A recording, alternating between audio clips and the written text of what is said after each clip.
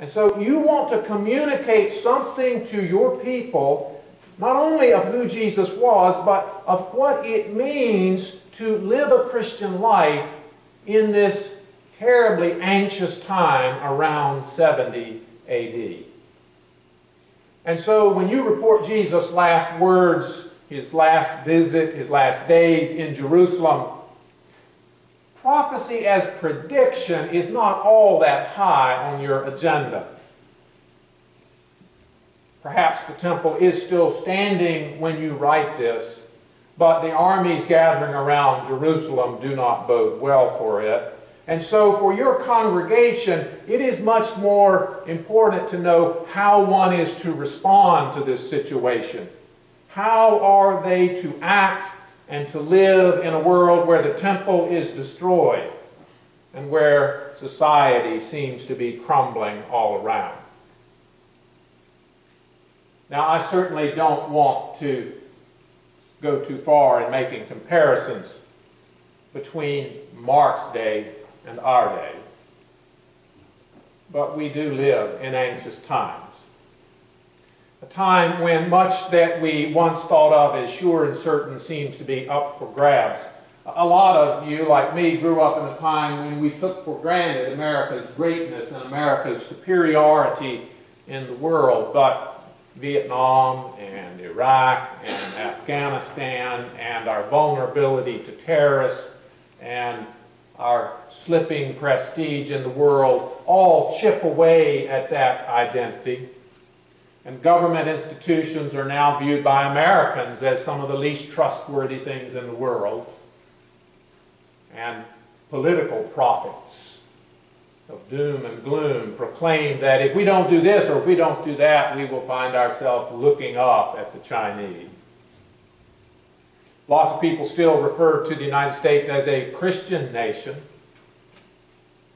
although in fact there's very little evidence to back this claim up. Some folks want to fix this problem with a quick fix of putting prayer back in schools or slapping the Ten Commandments on a few courthouses, as though a little repackaging would solve everything.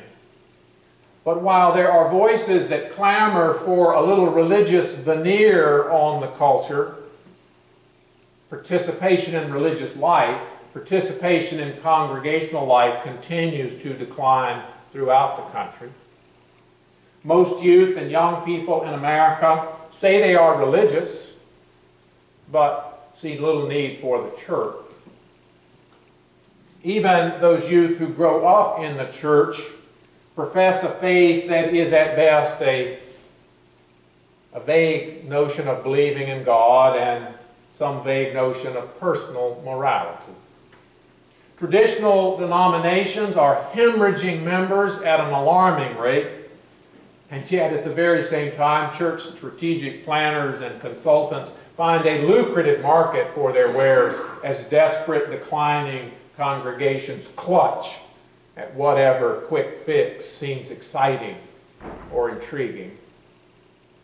And while the people of Mark's days are facing very different difficulties than the ones we face, I do think that Mark would want us to hear Jesus speak in much the way he has Jesus speak to his congregation nearly 2,000 years ago.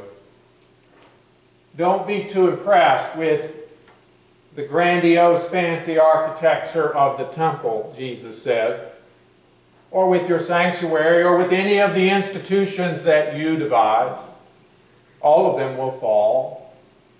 Not one stone will be left on another. But don't let anyone fool you. This is not the end. It is barely the beginning of the end.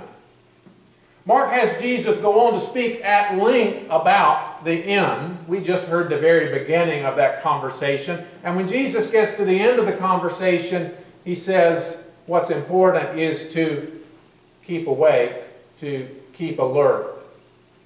In other words, to be faithful. We are supposed to, when temples are falling apart, when the world seems to be coming unglued, not worry, to not speculate about timetables, to just be faithful, Do the work Jesus says you were called to do as the church.